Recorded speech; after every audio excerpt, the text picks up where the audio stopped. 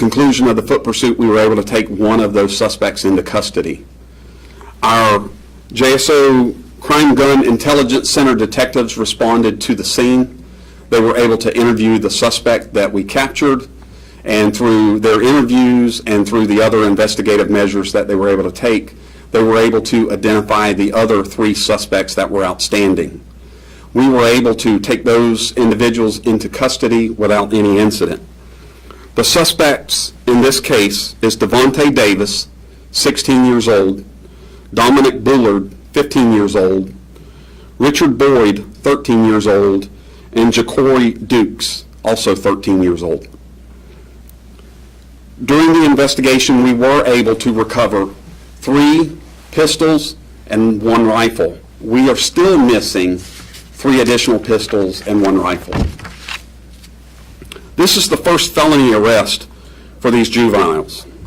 It'll be up to the state to determine the penalty or what each one of them will face. We were ready last week to present this case and talk about the merits of this case when at the 11th hour our robbery detectives came to us and said, you need to hold off. 2 of these suspects are involved in a robbery in the parking lot of a nearby business. In that robbery, these 2 suspects, Jacory Dukes and Richard Boyd, again, both of these are 13 years old, robbed a 77-year-old woman in the parking lot. This robbery occurred 6 days before the burglary. There is surveillance video from the parking lot that we're going to show you now.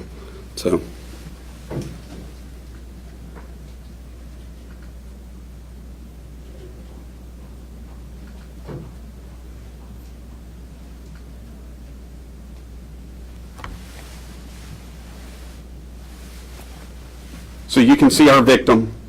She's approaching her vehicle. Our 2 suspects are over there by the cart corral.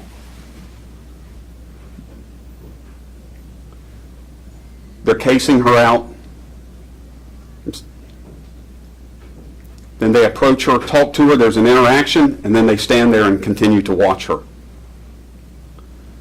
She puts the cart in the corral and then returns to her vehicle. As she's returning to her vehicle, one of the suspects approaches her again.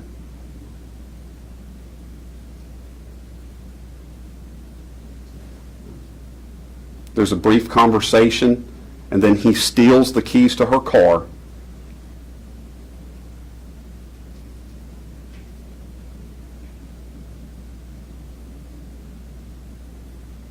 There's a brief struggle.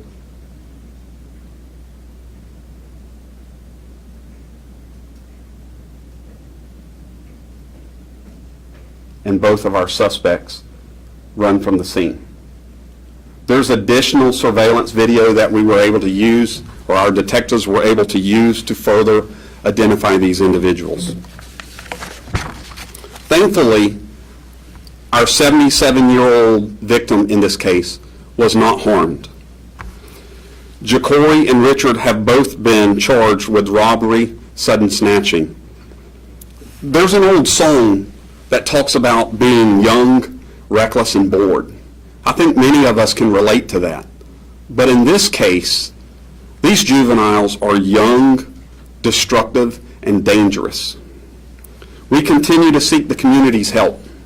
We still have 4 missing firearms. There are 3 pistols and 1 rifle out there. Every illegal gun that is out there on the street is just on its way to being part of another criminal act.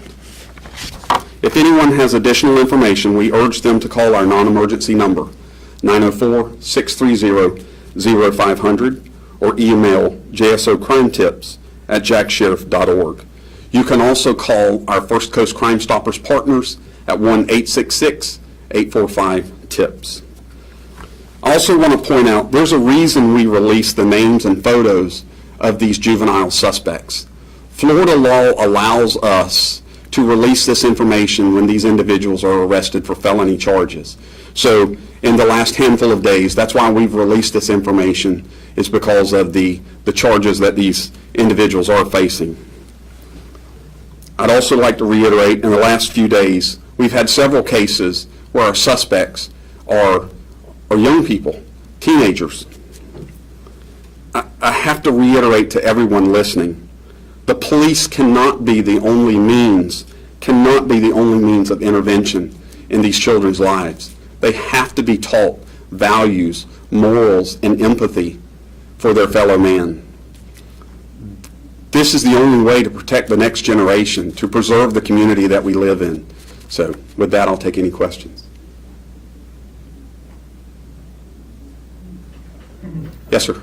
I was wondering how a 14-year-old, it seems to me like a gun store would have a more,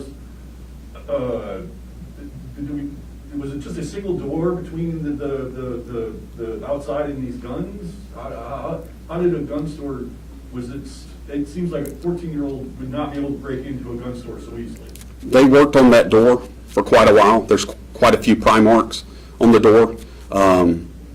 They worked on it. They worked on it hard.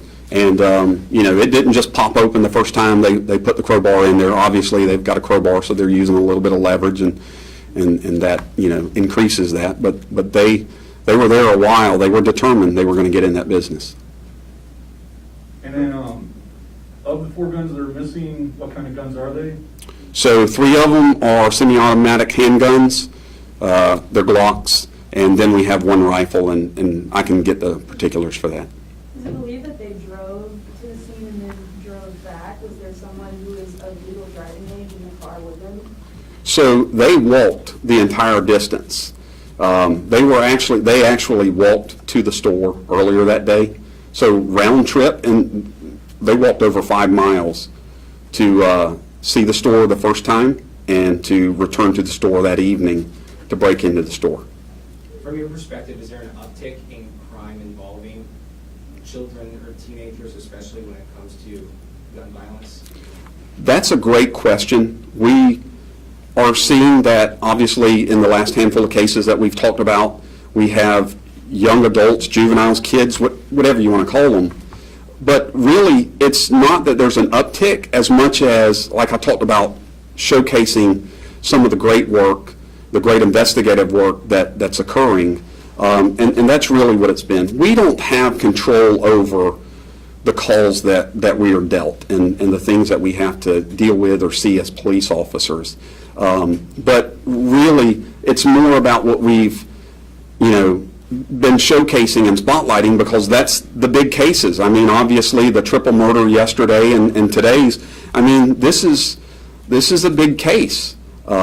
So it's not that there's an uptick as much as just we're talking about it. We want the community to know you need to know where your children are and keep track of them and teach them, things that I consider fundamentals and basics. What's your message to these children, these teenagers? Well, in this case, I'm not speaking to these individuals, but there's a lot of things out there.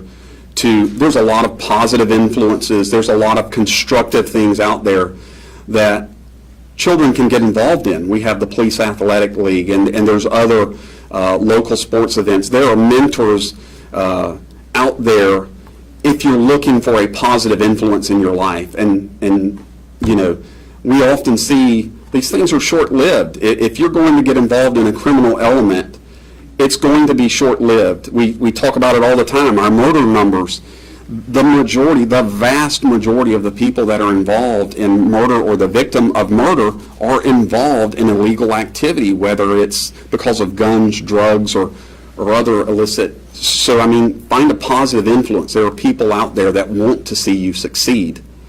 So, Thank you, Director. thank you.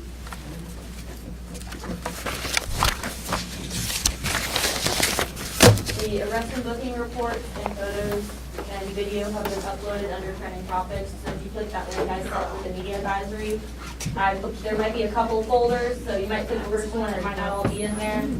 They're separated by case and photo versus booking report and things like that. Of course.